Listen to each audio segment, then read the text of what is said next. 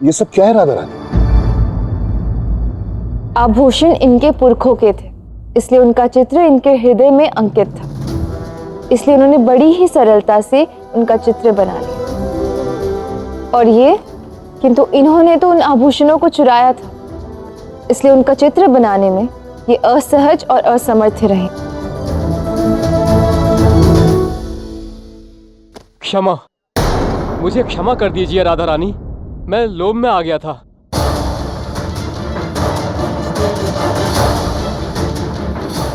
नहीं, ऐसे दुष्ट कार्य के लिए तुम्हें बरसाना में कोई क्षमा नहीं मिलेगी और अगले 1 वर्ष तक तुम्हें इनके खेतों में निःशुल्क श्रम करना होगा। और यदि फिर से कोई शिकायत आई तो तुम्हें बरसाना से बहिष्कृत कर दिया जाएगा। राधा रानी की जय! राधा रानी की जय! राधा रानी की जय! उत्तम, अति उत्तम। तुम अपने पिता के समान हो, न्यायप्रिय, अद्भुत।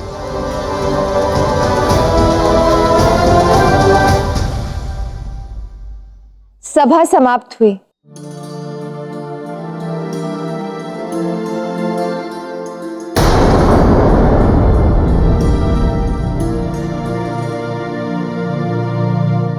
राधा रानी, आपके लिए द्वारकाधीश श्री कृष्ण का संदेश आया है।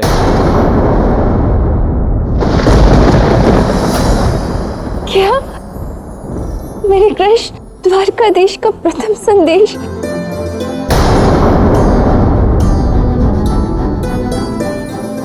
राधा, इतना प्रसन्न होने की कोई आवश्यकता नहीं है। कृष्ण का विवाह हो चुका है, वो किसी और का पति है। संदेश में यही लिखा होगा कि राधा, अब मुझे भूल जाओ, हमारे मध्य ऐसा कुछ भी नहीं था। इसी बात का आग्रह करने के लिए संदेश भेजा होगा, और क्या।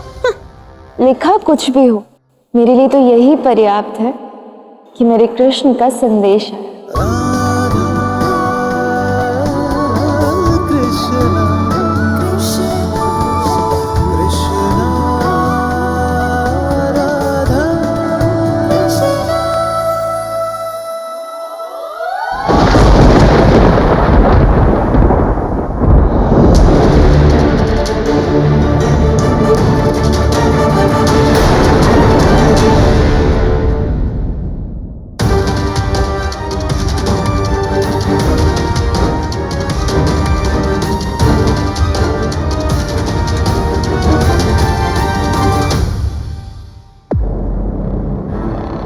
क्या लिखा था पत्र में? राधा को कृष्ण ने सच में द्वारका बुलाया है।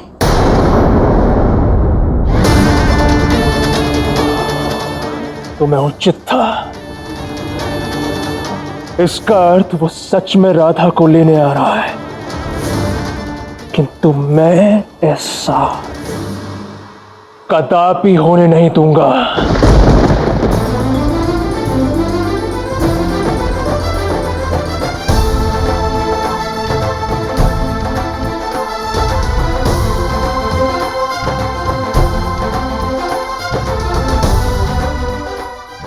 बांसुरी टूट चुकी है, किंतु उसकी धुन अब भी मन में शेष है।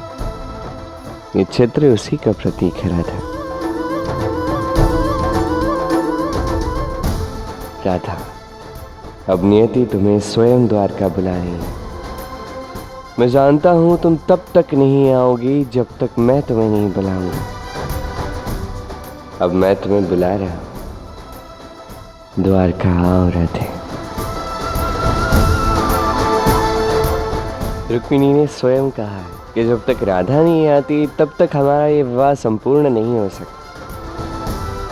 इसलिए मेरे इस निमंत्रण को शीघ्र स्वीकार कर शीघ्र द्वारका आ जाना राधे। तुम्हारा कृष्ण तुम्हारी प्रतीक्षा कर रहा है। मैं तुम्हें अधिक प्रतीक्षा नहीं करवाऊंगी कृष्ण। और वैसे भी यहाँ जो भी हुआ है उसके पश्चात मुझे अनुमान है कि रुक्मिणी ने मुझे वहाँ क्यों बुलाया है। फिर भी कृष्ण के बुलाने पर उसकी राधा अवश्य आएगी। मैं द्वारका शीघ्र ही जाऊंगी।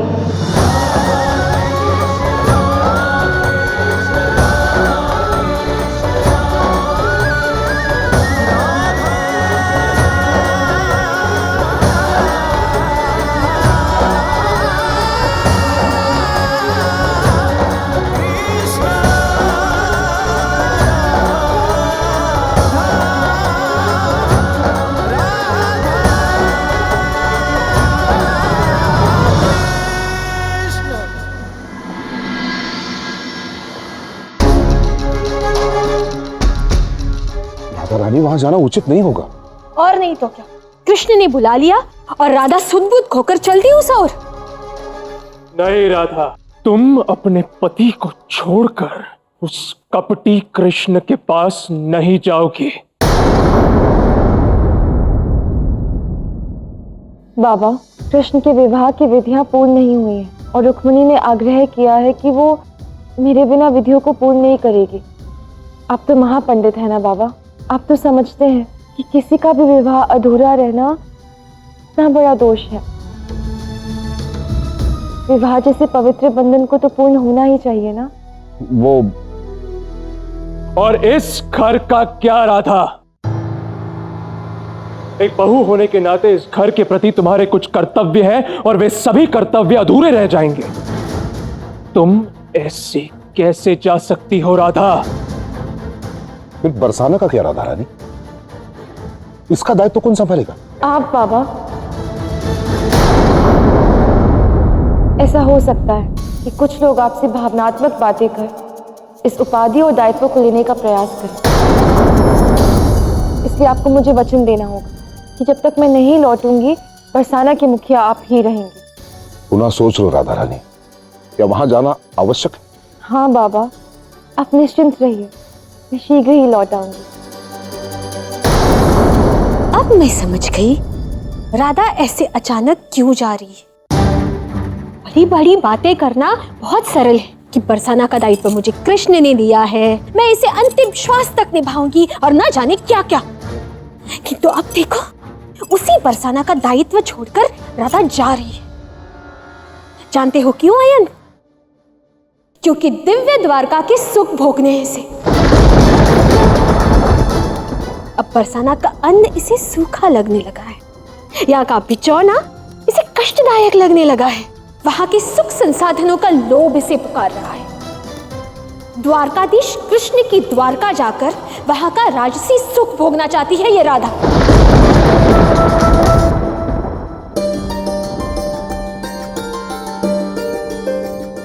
कृष्ण, भोजन ग्रहण कीजिए ना, ये सभी रसोई मेरे राज्य से आए हैं, केवल आपके लिए।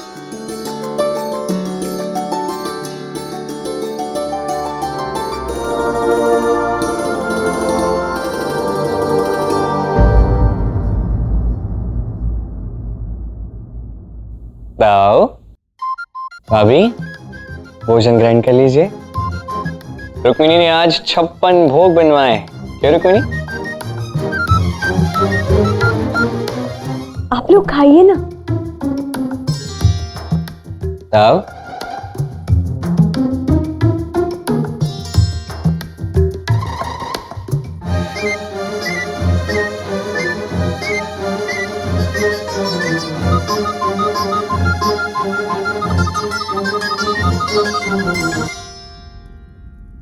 कृष्ण, खीर चक्कर तो बताइए। हमारे राज्य की खीर बहुत प्रसिद्ध है।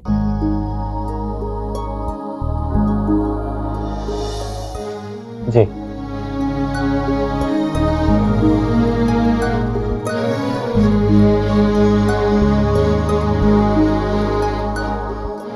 कैसी लगी?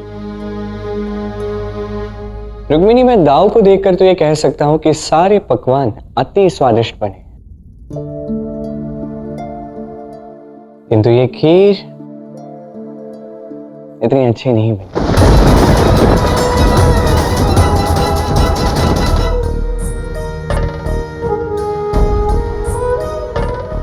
उसे मेरी खीर थोड़ी अधिक अच्छी लगी। तुम्हारी भी अच्छी लगती यदि तुमने उसमें अधिक गुड़ की मिठास ना डाली होती।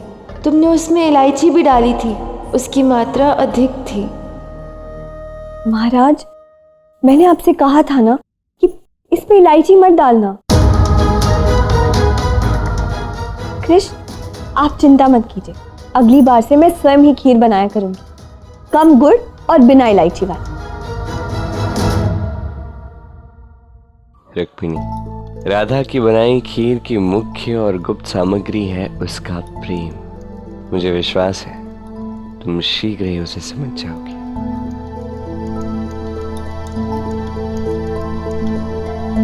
श्री कृष्ण, राधा रानी ने आपका निमंत्रण स्वीकार कर लिया है और वो शीघ्र ही द्वारका आने वाली हैं।